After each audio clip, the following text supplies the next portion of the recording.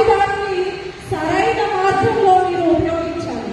ఈ రోజు మనం చూసుకోవచ్చు రాష్ట్రంలో చాలా జరుగుతున్నాయి. అవేమి మీకు తెలియదు, నేను చెప్పినా మీకు తెలియదు. ఎందుకంటే ఈ కెమిస్ట్రీ, ఫిజిక్స్, మ్యాథ్స్ ఇవన్నీ మీ బుర్రలో ఉంటాయి. అవునా కదా? అవునా? అవే మీకు పెద్ద సబ్జెక్టు. ఇక జగన్మోహన్ రెడ్డి రాష్ట్రంలో ఏం చేస్తున్నాడో మీకేం తెలుస్తుంది, ఏం చేస్తున్నాడో ఎంత మరి ఈ రోజు ఆంధ్ర రాష్ట్రంలో మీ చదువు అయిపోయిన తర్వాత ఎక్కడికి వెళ్ళి ఉద్యోగాలు చేయాలి? మనకంటూ ఒక రాజధాని ఉందా రాజధాని? లేదు. ఈ 5 ఏళ్లలో ఐటీ కంపెనీలు వచ్చాయా?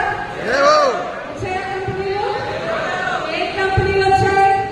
బొబ్బర్లు చేసుకునే కంపెనీ వచ్చింది, అప్పడాలు చేసుకునే కంపెనీ వచ్చింది. ఎంత చదువు చదివి బొబ్బట్లు చేసుకుంటారా? చేసుకుంటారా? అప్పడాలు చేసుకుంటారా? చేసుకుంటారా? చేపలు అమ్ముకుంటారా? అమ్ముకుంటారా? మటన్ కొట్టుకుంటారా? కొట్టుకుంటారా? లేదు.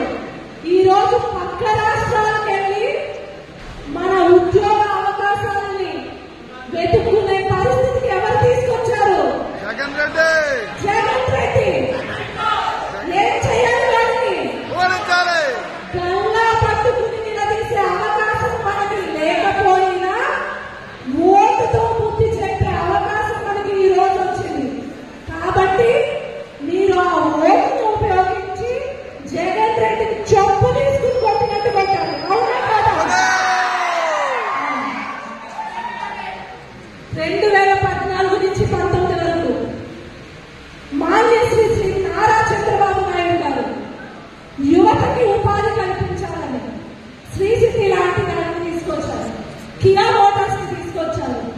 ఎన్నో కంపెనీలు తీసుకొచ్చారు. అపోలో టైర్స్ అని చెప్పి, ఇసూజీ అని చెప్పి, జోహో అని చెప్పి ఇంటర్నేషనల్ వ్యాప్తంగా పేరున్న కంపెనీలు తీసుకొస్తే మన జగన్మోహన్ రెడ్డి తీసుకొచ్చినవి ఫిష్ మార్ట్లు, మటన్ మార్ట్లు.